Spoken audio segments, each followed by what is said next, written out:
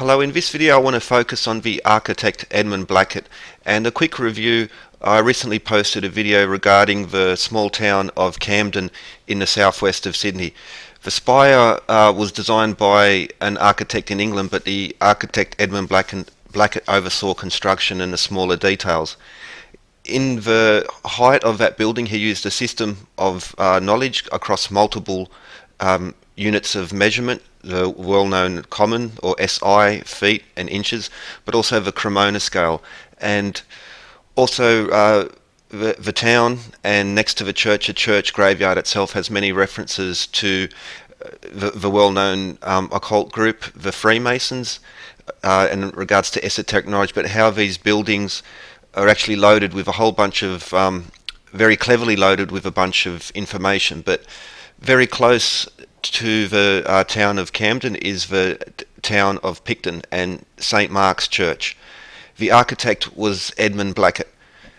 Had a bit of trouble getting some accurate measurements on this particular church. So this one I'll just show some video we've taken, and I don't have the metrology or the measurements on the building. I'm quite sure they'll be in there, because as we'll review his architecture, we'll see how they continue the same system, just using different scales and different modes of measure.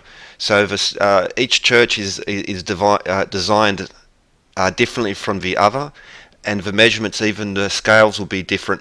But in the end, once you examine and follow the cookie crumbs and the trail down, that they all will always have these in there, because his system of architecture is like so many other important architects who are especially ones connected to esoteric or occult knowledge. And again, just to remind, that's not got anything to do with evil or spooky stuff. It's got to do with hidden knowledge and about encoding levels of knowledge in there. It's like a puzzle, and it's about improving not only the lifestyle of the people, but also by it encourages thought, it encourages investigation. Now, just like in Camden, it's very literally next door to the Masonic Temple, the Masonic Centre. Picton also has a Masonic presence in there. If you're expecting me to go in towards the Alex Jones type of direction, you're probably not really going to watch, because this is more about the actual history and about the actual architecture and measurable facts rather than accusations. So this is St. Mark's in Picton, St. Stephen's in Camden, both designed by or built by under the supervision of the architect Edmund Blacket. Very important figure, and we'll be looking more and more into his other buildings. Now, Picton was a small church. St. Saviour's Cathedral in Goulburn is a cathedral. It's quite a large church, and it just as within Camden and Picton, we're going to see the similar elements. So on a grander scale, but again with a very strong, the whole town and the origins of a town again has connections to Freemasons and Oddfellows and other such mutual aid fraternal societies. St. Stephen's Cathedral in Goulburn, New South Wales, Australia, as with all other of Edmund Blacket's work and all esoteric architecture, it's full of occult secrets. Secrets that can be read, secrets that can be measured, secrets that can be tested. Now, for instance, the nave width is 54 feet. That's the same width of the transepts east to west. Now, this again, you'll see these other buildings. So the Manitoba Legislative Building in Winnipeg, the rotunda is 54 feet wide, loaded with these numbers that connect sun, earth, moon, music, arithmetic, geometry. For instance, the Vesica Pisces and the moon. The Ionic scale, as I've recently discussed, is an ancient unit of measure. It's also a symbol on esoteric tracing boards. The Ionic column, the Ionic order of architecture, an ancient Greek system of architecture, carried through the ages, but carrying with it knowledge, symbolic knowledge, and also about proportions. Also about metrology, sun, earth and moon especially, and also in geometry, I've used actually the wrong graphic, but 360 ton in the Mayan count. There are 3,600 seconds per minute, 3,600 seconds per degree. The clock and the compass, time and navigation. The meanings like in weights and measures, in navigate, how to orientate yourself, how to find yourself in a very literal way, especially in navigation. Sailors lived or died by this knowledge. 3,600 degrees describe the icosahedron, which is related to the element of water.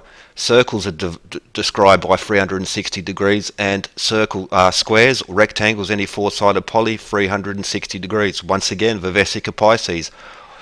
Key in geometry, 3,600 minutes.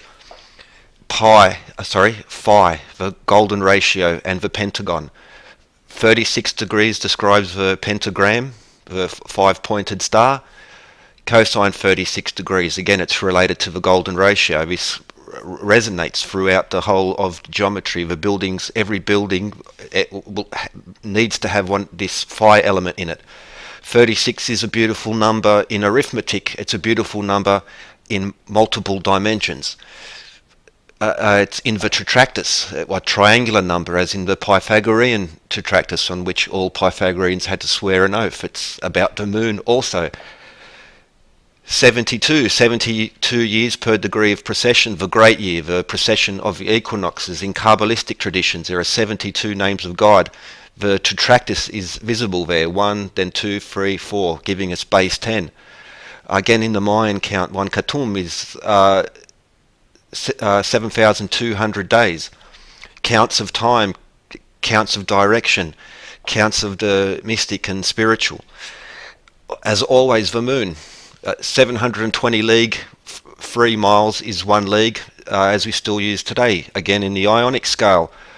Also the long foot being another ancient unit of measure, which was derived from the study of Stonehenge phase 1, particularly where the Aubrey Circle had 56 holes, missing 1 pole, but 55 and 56. 72 is also a harmony point in that it's a sun and a moon number. The long foot and the Ionic scale once more. We see the knowledge is wonderful. It's hidden in there, and it's about understanding ancient knowledge and about understanding scales that we still use today. It's 72 once more will be in the hexagon, and we'll see it in the pentagon, and we'll see it in the Vesica Pisces using the 360 degree compass. Once more, 72 degrees describes both the pentagram and the pentagon. Cosine 72 degrees. The golden ratio, and platonic solids, the tetrahedron, 720 degrees, or fire. So we've seen water and fire described. This carries on. So just as I showed earlier in St. Stephen's in Canberra, the architect Edmund Blacket was a practitioner of this type of system. So smaller churches, big churches, everything he did was about having this harmony, this beauty, putting something special even into very common things which might be overlooked. 54 feet, 216 palm, 360 degrees is 60 minutes per degree, 21,600 minutes. The cube, 2,160 degrees, the Vesica Pisces, again to 216,000 minutes on the compass again. So we see a lovely connection again. Both those numbers, all these numbers relate directly to, well, the Earth is 21,600 nautical miles in circumference by definition. We get that by using the compass to define a nautical mile. The Moon, 2,160 miles. 1 platonic month in the great year, essentially one of the zodiac. So 2,160 years, that's 1 platonic month. 648 inches, 6,480 years in 1 platonic season. The 4 horsemen, or the 4 evangelists, a very common symbol all throughout these churches, is a direct relation, directly connects to the platonic seasons. It's also about sun and moon in the Doric scale. Ionic and Doric and the common, also we'll see it in other systems of measurement, as was done in Camden where he used the Cremona scale. The length of the transepts from north to south is 96 feet, and we saw 54 feet already used. The Manitoba Legislative Building contains both of these measures, in the rotunda, but also the Lieutenant Governor's office, which is off limits to the public. Daniel Burnham in Union Station, the City Beautiful movement in Washington, 96 feet high to the ceiling, which gives us, again, 108 and 288. The Capitol building in the US, and another touchstone, the Arc de Triomphe in Paris, 96 feet high to the central vault. They really know what they're doing, and staying with the Doric scale, the yellow, 360 days on the Mayan count, 1080. In 1080 is the radius of a moon, but I prefer diameters, and we see it once again in the Longfoot scale, where the moon is described by 108. 288 hands on the SI, or the common scale, 96 feet, 288 hands, 288 Hertz D in scientific tuning, 280 degrees, 88 degrees in the pentagon, and the Mayan counts, 1 pictun,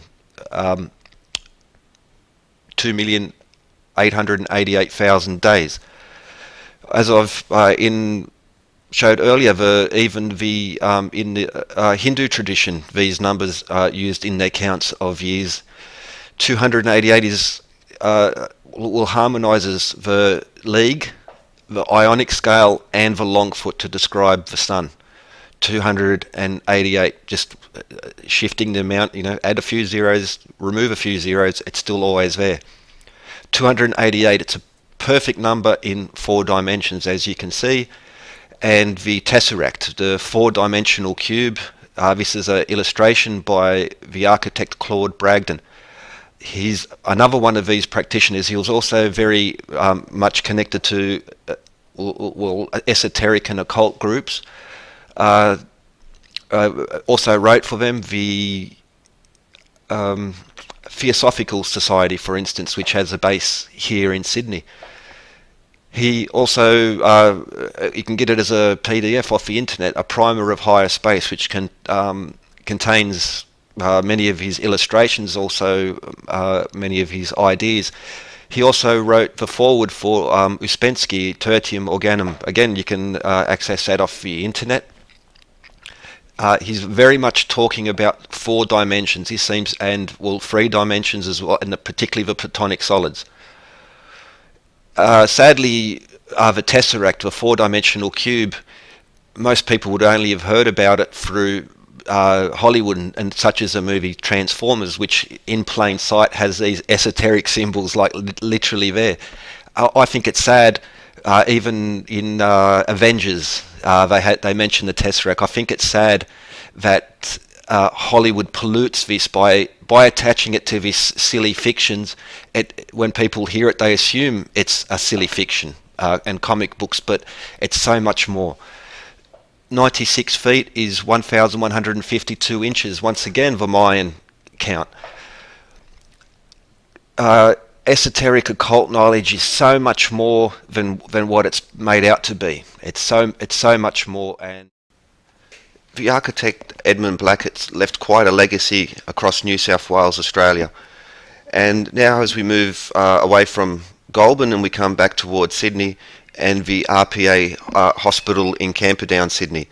Although this is not one of his designs, it is in the precinct of the University of Sydney building, where he has many, where he's left us some wonderful architecture, and nearby St. Stephen's in Newtown. But more than just the numbers, the keys to identifying, seeing and understanding this esoteric knowledge has displayed in architecture can be found in some very simple elements. It's the design, the decorations, the number of blocks, the shape and of windows such as triangles, and then loops such as in the White House.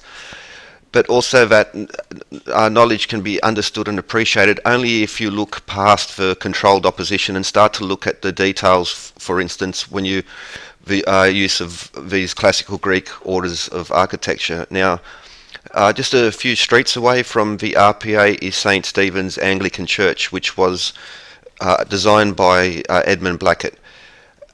As in his other churches, this one also has multiple layers of hidden knowledge, and as they relate to occult knowledge and to the mysteries relating to sun, earth and moon especially. I've been speaking about the great capital cities of the world such as Astana, and the length of St. Stephen's is 330 hand or 440 palm. 330 Doric span, 3,300 Ionic inches describes the height of the accord of the presidential palace in Astana, as well as many other references. 792, but the 33 rays around the 33rd point, such as this. The height of the spire is 132 feet or 528 palms. Once again, there are multiple references to other keystone buildings, such as the Great Pyramid of Giza, one of the earliest, but one of these foundation points where beautiful numbers, beautiful proportions, but the base is 440 Egyptian royal cubits, which is 528 sacred Jewish cubits. The Sydney Harbour Bridge by Bradfield, a Freemason, the height is 5,280 inches, 440 feet, but also the weight, 5,280 tonnes. Careful planning. Across Australia, also the world, but the Oddfellows building, Manchester Unity building in Melbourne, Australia, same height, 528 palm. The High Court building in the capital of Australia, Canberra, 528 palms, while in the original capital city, the colonial capital of America, 5,280 feet long, 33 yards wide. The Brasilia Cathedral, the same thing, 528 palms high and 33. Some previous recent episodes I've mentioned the legacy of Governor Lachlan Macquarie on social aspects of Australia, but also on the architectural aspects. The town plans of Windsor, 528, also 330, describes these blocks, which creates this Pythagorean triplet, 5, 12, 13. All of this can be then traced back to the metrology hidden underneath the allegory of New Jerusalem as described in Revelations. Same thing can be also found in the Epic of Gilgamesh, but this being the most commonly known, 528, 33, Doric Ionic conversion point, as well as in a beautiful conversion point to meters, to the precise millimeter. It's a conversion, a reference to metric. Before it should have, as with the pyramid, references to metric long before the official history will admit to it. The Scottish Rite Cathedral, the Tyler's Room, is the perimeter, 132 feet, 528 palm, just like St. Stephen's here. Again, 33, 528, 792, hidden in plain sight. It's leading. There's knowledge here. They're trying to tell you something. It's not. If in a random world this would not happen. But we go inside the church. The House of the Temple in Washington, 33 columns, Ionic, 33 feet high each. The Tyler's Room is a cube of edge length, 33 feet. And the clerestory in St. Stephen's on the inside, it's 33 feet high.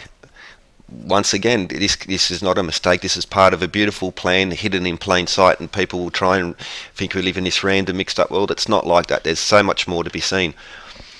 Also back to the cathedral in Brasilia, it's same height as St. Stephen's, but also 33 feet wide between the columns. Tresham House, famous occult building which predates the chain, and in not just the metric system, but also the chain as used in the imperial system. Each of the three walls is 33 feet long, giving a total perimeter of 33 yards. It's hidden in plain. It's there to be seen. The nave width in St. Stephen's is 48 feet. nice connections again, but it's also again one of these beautiful conversion points between multiple measurement systems. And not only do they convert beautifully at this point, they also include all the lovely numbers and numbers with so much deep meaning, such as 144, 192. All of them they convert have so many links to the Pythagorean harmonics, but also underneath there's this esoteric set of numbers which will connects through the 7 liberal arts. It's about science really before science took off. Now it's become a bit of a religion among some people, but 48 feet high columns in the the Missouri State Capitol building, which is overloaded with hermetic symbols such as Caduceus, the anchor, and Hermes and Ceres statue on the top. Edmund Blacket also designed the awesome, beautiful main building of the University of Sydney, full of the metrology and the numbers of sun, earth and moon, and again so much else, the 7 liberal arts. But it's also just one of these grand old buildings full of wonderful craftsmanship, full of wonderful details, full of symbolism, so much more. The design of the building, the echoes, the sound that comes from the building, it's like candy for the senses. There's so much to be seen, every little element. Nothing was left to chance. It was done with spectacular grace, with beauty, and there's knowledge encoded. There's the aesthetics of it, the sounds that it creates, the atmosphere that it creates, the openness, and that's why it's a house of learning. Houses of learning need to have these symbols. If you create what might be called a secular building now, it's an ugly box. That's about the only way you can describe modern architecture. It also describes as brutalist architecture, and that's a wonderful term to describe these new schools. They're brutal. They're not subtle. They don't have multiple layers in them. Many, as I've shown, the new architects will include ancient knowledge such as this in their architecture, but because they've lost so much by losing the craftsmanship. All of these little sculptures are very expensive. They require detail. They require discipline, and the amount of money that goes into it, people would be hard to justify nowadays. But how can you not justify these? What makes the great cathedrals, the great buildings so beautiful is this system.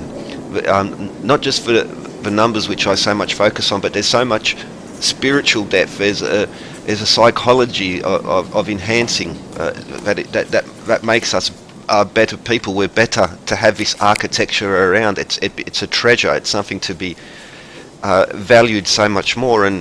And only once I started researching and learning about these did I come to these buildings and really appreciate what's going on, and really appreciate how valuable they are. But amongst everything else, I have to return to the fact that they're temples of astronomy, arithmetic, geometry, and music, especially which can be measured, and that's why I focus on the measurements, because you can measure this. This is the debunkers, let's call them, the denialists, will sort of try and say, well, no, but you can measure it. Very recent episode, I mentioned the Arc de Triomphe, in which in itself, the Eiffel Tower, Freemasonic collections, but the base is 410 feet. The length of the main building in the Sydney University is 410 feet. This 27.3 is one of the awesomest numbers in regards to harmony between sun, earth and moon, but also the sciences, chemistry and physics. 273 mathematics is like it's a constant, and it connects so closely to pi and to so much more. Another connection that we can make with another touchstone building I've mentioned over and over, how we have these layers, is the Scottish Rite Cathedral in Indianapolis. The Carillon, the bell tower, Carillon, has 54 bells. The War Memorial Carillon in the Sydney University building by Edmund Blacket has 54 bells. It's also worth noting it's on Carillon Street, and the bell is also in the tracing board. It's an important symbol. It also has again to do well with music and tuning. Also, well, let's say alchemy. The forging of the bells and the tuning of the bells is a very precise science. It's almost been lost. It's an art as well as much as a science, and that's what the craft has so much to do with. Though you'll often hear the term when you talk about esoteric occult things, the craft. It's more than just pure secular science. It's also, as with the architecture, it's about harmony and about having multiple elements into each and everything you do. Fans of Lord of the Rings might think of the way that the elves make something, it's about putting love and about putting so more than just what it appears. Everything is more than what it is. And that's the beauty. That's the power of the craft. Edmund Blacket, he also designed St Andrew's Cathedral in the main street in Sydney. It's the main Anglican church in the city of Sydney. Again, it's a wonderful place. Not so even if you're not into your measurements, you're not into astronomy or geometry, you're not into any of those things. It's still a beautiful thing to have in the city. It's one of those treasures. It beautifies the place. But then if you look deeper and deeper, you'll see multiple references, so much knowledge, so much connections to astronomy, to music, to mythology, to so much as I've covered and mentioned in the earlier cathedrals. Beautiful artworks, beautiful sculptures. The horned Moses as well. There's two horned figures in this, and there's also in the stained glass. But Alpha and Omega. So one of the power and the skill in these old when they built these cathedrals was how not just the light but also the sound and the atmosphere that these buildings create. An atmosphere which helps and aids in let's say inward spiritual looking, but also for students of any of the sciences will find so much to appreciate in here and so much depth, and that it's like a puzzle. It's not just thrown in your face, and you have to learn, you have to look, you have to appreciate it and dig down to find it. And that's the power of these buildings. That's the power and the magnificence of people like Edmund Blacket and all the craftsmen and all the other people who were involved. He did not build this by his own hands. There was so much to do, and through things like this, it's awesome. But St Andrew's Cathedral, we see Edmund Blacket's ashes were interned there. He was originally buried in Balmain, but when that church, when the cemetery was removed and built over, the tombstone was taken to St Stephen's in Camden, but his ashes were interred here. What's the metrology? What's the meaning of the building? It's 128 feet high, or 1440 Doric inches. No cathedral, no self-respecting cathedral does not include at least one reference to 144. Amiens and Beauvais, for instance, the naves are both 144 feet high. One in medieval royal feet, one in Roman feet. Chartres Cathedral, the opening, the priest there read from the Bible and always mentioned these particular areas, 144. The same thing, but much older than the Bible, this knowledge is in the Indus and the Hindu myths, but the Epic of Gilgamesh and the Ark, the original Noah, let's call him, the flood myth from there. Sun, earth and moon again, so the measurements which describe astronomy, the measurements which describe, also we'll see in geometry, in arithmetic, and also musical connections. And one of the things that connect the the for hire of the liberal arts is it's in weights and measures. Most importantly, time, but also how it relates to navigation. And there's multiple levels to think about that, because it's not just about physical navigation as in a ship, but it's also about how we navigate our lives, how we navigate our thoughts, how we navigate our feelings. 1440 in the Mayan count, the Baktum is 144,000 days. You skip back, that describes the moon and the sun. In geometry, also in time, 1,440 minutes per day. Back to another touchstone, the Brasilia Cathedral by Oscar Niemeyer, one of these architects who does this type of thing. Even he's concealed that number in the weight. So it's not just about height, it's the weights and the measures. The Vesica Pisces, of course, are fundamental. The octahedron in the Platonic solids, three-dimensional geometry. In arithmetic, the Fibonacci numbers, and which is phi. There's your phi reference for one thing, but also 144 and 1,440 is a lovely three-dimensional and a lovely four-dimensional number, as I mentioned earlier.